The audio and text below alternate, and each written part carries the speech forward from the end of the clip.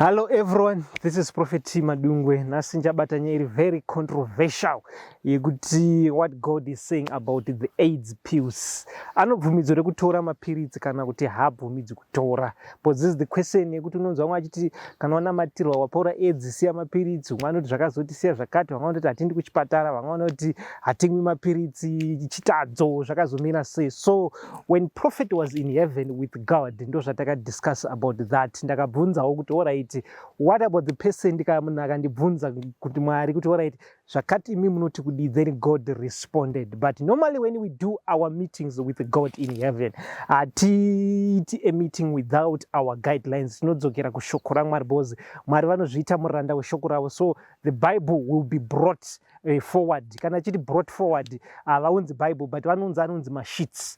Inonzi naPaul kana naPeter ndakaona the sheets, and vashanisa a sheet. A sheet is something like chakangokura, chakangonyorwa. So even Moses paiona paipiwa mtemo ndo zvaitanga apiwa, paizoona the back of God, aiona the sheet, then obvaona zvaari kuona obva recorder. So the sheet was brought.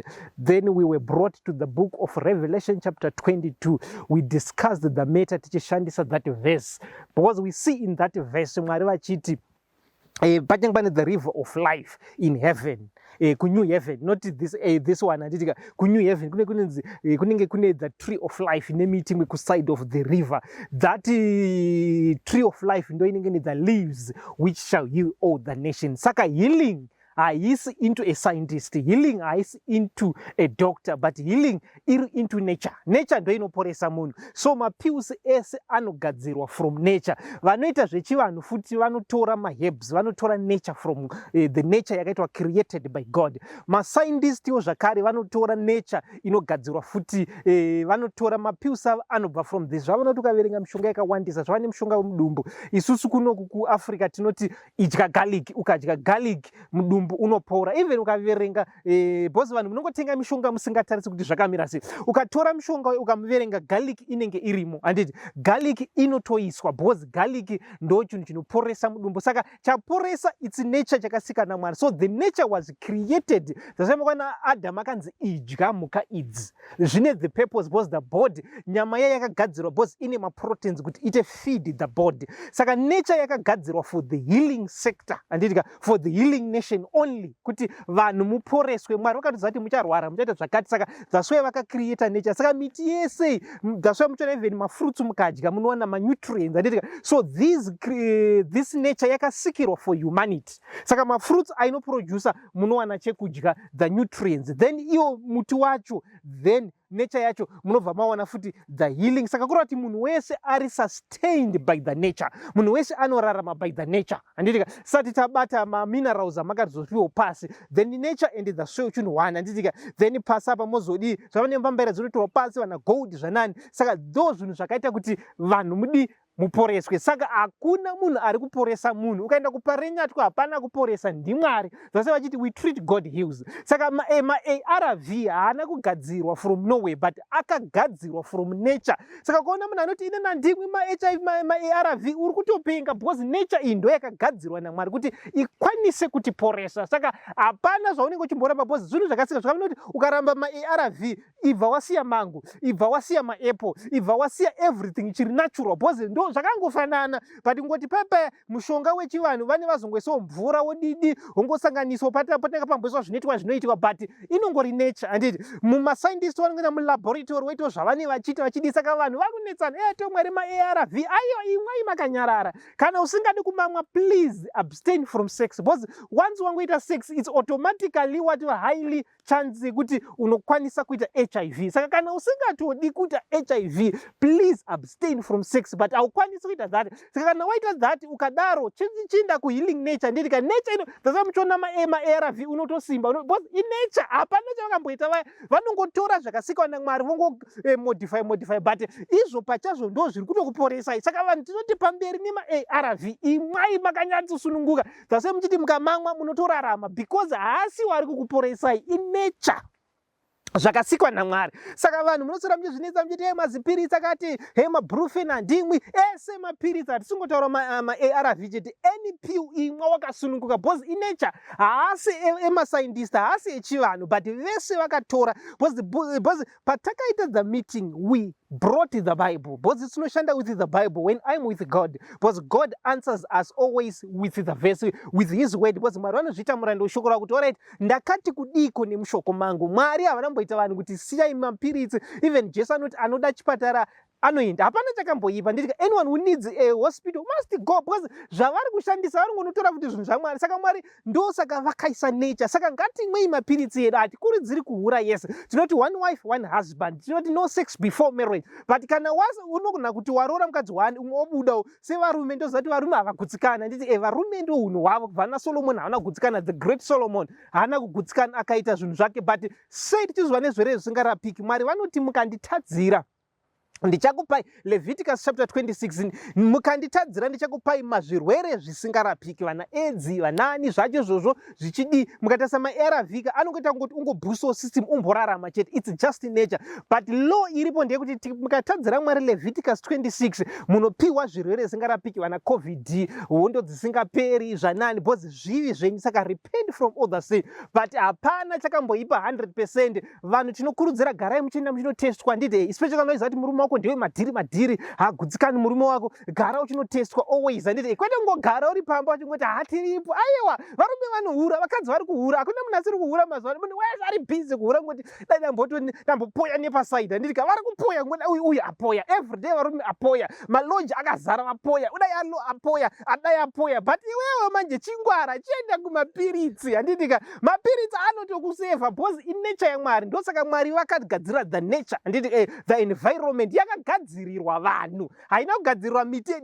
Even nesu kuti tirarame tinotora munhu unoona anoti haadi mapiritsi kana kuti ekensa kana kuti ma-ARV, but tarisa mweya waari kufema, oxygen hauna kwaunoiwana, inobva kumuti. Handiti muti ndo unokuprovida. Saka sei uchizoramba zvimwe zvinobva futi kumuti? Iwo oxygen yacho yekuti utorarama inobva from the trees. Handiti inobva from the trees. Handiti oxygen yekuti ufeme, Mwari havasi vanokupa oxygen. Oxygen inobva from the leaves. Handiti saka miti ndo iri kukura, miti nature ndo inoraramisa vanhu.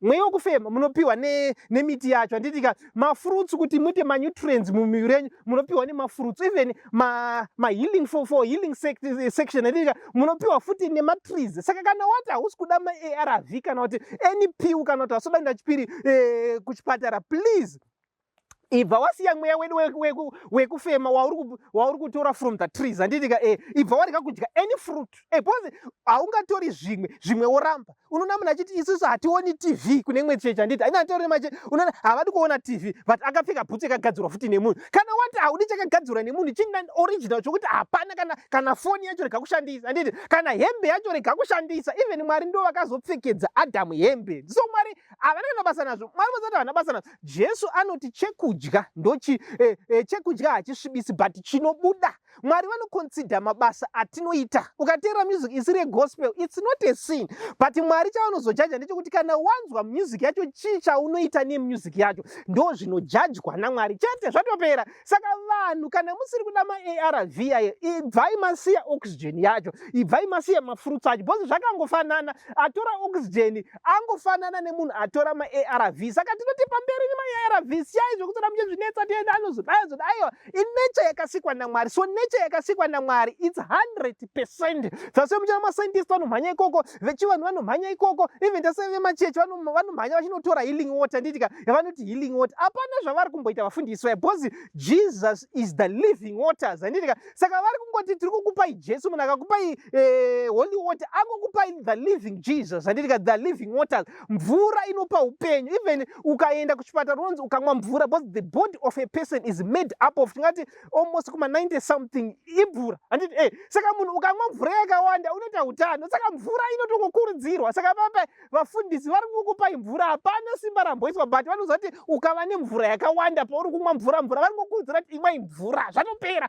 Pauri kumwa mvura you're now healthy, because munhu ane mvura yakawanda mumuviri anomwa mvura yakawanda haarwari. Even mukatarisa the earth is created, it's almost 97% of the earth. Handiti it's water, handitika imvura, handitika the living waters, Jesus Christ. Then 3% that's the whole world, handichibata vana America, the Europeans, the Africans, the Middle East, the Asians, handitika. So 3%, even pamunhu futizve, saka muri kungopiwa Jesu paya, saka munhu wese even usina chingomwa mvura uri pamba, handitika chingotora mapiritsi ndo zvinhu zvakanzi naMwari zvinoporesa vanhu, ndo zviri made up of a person. Saka vanhu vanachingoti sokupai maholy water, hapana chamapiwa paya, mangopiwa Jesus Christ ndiye the living waters. Vandoza that system yekuti munhu akamwa mvura yakawanda unonzi ramba uchimwa watiwa neutano. Saka kubva nhasi hatidi debate rekuti ina nditori mapiritsi, ina nditori zvakati, mapiritsi akazoipa, hapana kana piritsi rakaipa, it's just nature. Vese vanoshandisa, isusu pacho vanhu tinoshandisa garlic, vechirungu vanongoshandisa futi garlic vozongopenda zvakangofanana. Chero ukaenda kune kuchechi ukapiwa wachawapiwa, chero ukapiwa wachapiwa, as long chii chakabva chakasikwa naMwari hazvina dambudziko zvokuti bhozi zvakafanana nekuti havasi vese zvokuzoti chazobatwe nemunhu akashata akazodaya nemweya wake, hazvina kana basa zviya, as long chabva paneture, bhozi hakuna munhu akauya pano. The Bible says takauya pano tisina chatinacho, tichadzokera tine chatinacho. Saka vechivanhu vari kutora voti imwe uwe havana hazvisi zvavo, vangonotora zvinhu zvaMwari, handiti even mascientists mahospital vangonotora anonzi mablufen, vanongotora even ndo vanongotora panana garlic, almost garlic ndo inoita zvinhu zvakawanda zvatopera. Saka vanhu ndosara muchizvinetsa kuti mapiritsi zvazodai muri kupenga, tsvaka information. So the message was brought by God. Ndabvunza nyetso ndoti Mwari toti kudii kana Mwari vakandibvunza swai ndichinda kudenga ndichidzoka, ndikati alright Mwari ndinoti kudii kana ndadzokera panyika about this issue yekuti nyaya yakanzi alright let us go to the book of Revelation, tikadzidziswa. That's why I went to Heavenly School,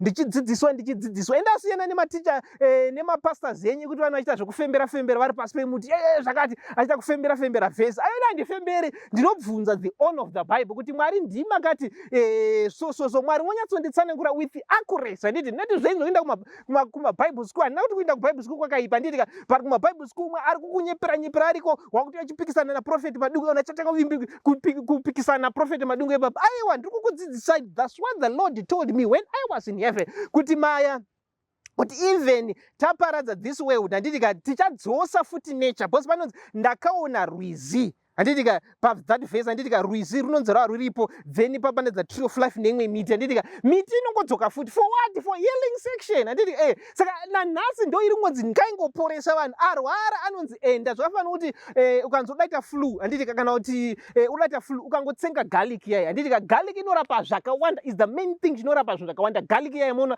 inovava iyi, handitika ukaitsenga uchidaita flu inopera, ukaitsenga dati zvakawanda inoporesa iwe garlic, ndo inongozoshandiswa zongoti mapiritsi munoziva kuti anogadzirwa nechinhu one here. Mapills they are created from one source, ozongosiyaniswa kuti aya tadati zvichienda pamudumbu. Sei zvakangoita Coca-Cola inogadzira Fanta nedrink, moza kuti panogadzirwa drink panoiswa citric acid, vanongoisa yakafanana icoke nei, handitika then wozoisa flavor ndo inozochinja kuti yava cream soda, yava raspberry, then wozoisa inonzi coloring, handitika coloring ndeyekuti yava orange, handitika yava cream soda, yava raspberry. But otherwise masugars anoiswa manitric acid acho anoiswa Coca zvakangofanana, handitika zvozongosiyaniswa pekupedzisira the product. Zvava nemat-shirt yegreen echi inozongonokaliwa but dzinongotorwa dzese from the cotton, handiti hembe yese inobva from the cotton yakafanana, but kuzonopendewo penda ndo zvinozongonosiyana uzozodai. Saka ndo zvakafanana nemapiritsi akangofanana, anongobva from one source, the herbs, handitika the nature. Saka zvese zvinongoporesa but zvinozongotangwa nazvo dapo zvodai zvozongochinja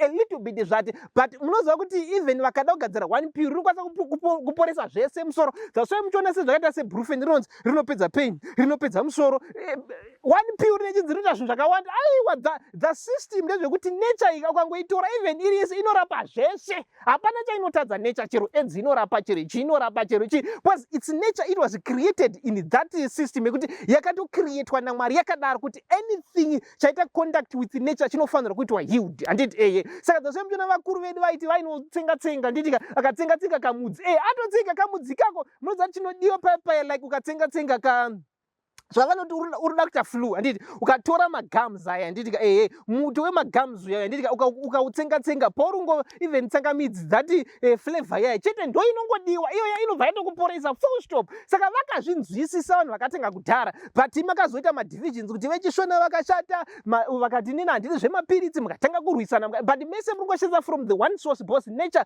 ndovemapiritsi ndokavanotora vemushonga ndovanotora vemachechi mahealing water ndokwavari kutorawo mese muri kungotora zvinhu zvamwari ndo zviri kungokuporesai zvatopera hapana. Saka nhasi tinoti kune veshe kana waona kuti murume wako ari kuhura please enda wanotestwa very fast. Hazvikurudziri kuti ugare uchiona kuti utano hwako kana kuti mumwe wako ari kupota achipoya nditika enda wanotestwa womwa mapiritsi ako wakanyarara wopora. Ukatomwa maARV unotopora, ukamwa mablufen unopora, ukamwa chi unotopora because the body yakakireta kuti yega haikwanisi inoda the nature ndo inotoita kuti humanity ite sustainable handiti pasina nature hatikwanisi kurarama pasina miti. That's why mchiti vachiona vachiti musaita deforestation musatima miti because God created even Adam akaiswa mugarden maiden handitika ndobva apiwa muka ndidze kudya but miti ndo inomuchengetedza. Saka that's why muchiona vachiti environment havana chavari kumboita vari kukupai zvinhu zvamakapiwa naMwari takazvipiwa naMwari kuti tishandise muka tidye nature itiporese chete zvatopera tiwanochi mweya yekufema tiwana mashedi nechi zvatopera. Saka zvenyu zvokupenga zvokuti wabata kuti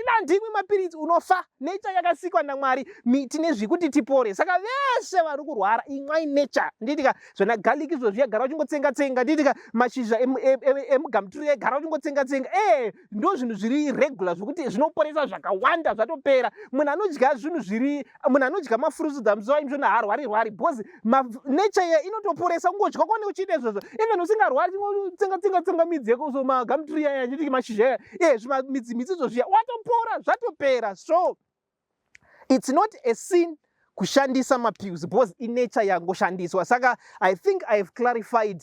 After I went to Heavenly School, I was in Heavenly School recent and ndibva ndabvunza nyaya ndo but then I was taught zvandikukuudzai ndakazvidzidziswa ndiri in heaven. Ina handingotauri mwana ndakuenda taura ndinenge ndabvako kudenga kana ndisati ndabvako handiwi ndichitaura amawe ndinonyarara but kana ndauya ndobva ndachikutsanangurai kuti izvi ndo zvandakanodzidziswa when I went to Heavenly School. Ina handiendi kuBible school kwenyu handiendi pasi pemuti zvokufembera ndinobvunza the owner of the earth the owner of everything ndodzidziswa. So ndo zvandei ndichidzidziswa dzimwe dzenyaya direct from the owner akasika zvinhu kuti oraiti Mwari vari kuti kudii then Mwari wondipindura ndouya ndokupaiwo ndo basa remuprofita Moses aienda unopiwa mutemo kuna Mwari ndiainoona Mwari private odzoka zvaachiudzwa uya kuti Mwari vati zvakati nezvakati. That's the system inoshandiswa naMwari. Mwari havatori munhu wese vane one wavanoselekta kuti iwe chiuya kuno ndiwe ini ndinoendeswa kudenga naMwari ndosvika ndopinda into the secrets of heaven handitika then todzidziswa then ndochidzoka with the message. Then that's the duty of a prophet ndopinda into the zvakafanira kuti defense secretary wenyika anopinda napresident votaurana kuti intelligence yataura zvakati nezvakati ivo noita meeting votorit voauthorize army haikwanisi kushanda pasina authorization yadefense secretary kana kuti defense minister of defense napresident ozotorit chindai munorwa but they can fight but vanomirira that. Saka ndo zvandinoita ndinopinda secrets of heaven ndodzidziswa ndochidzoka ndochikudzidzisai kuti aiwa muridzi wenyu wedenga nenyika ari kuti zvakati nezvakati. Saka ndo zvakataura Mwari pamusoro pezvizvi tikavhurwa the verse of Revelation chapter 22 kunzi even kunew heaven kuchange kune miti futi ichange ichiporesa. Saka vese muramba muchiforowa mateachings edu pamaplatforms edu paTikTok Madungwe TV, Twitter Madungwe TV, Instagram Madungwe TV, YouTube Madungwe TV, then church line pa 0762311156.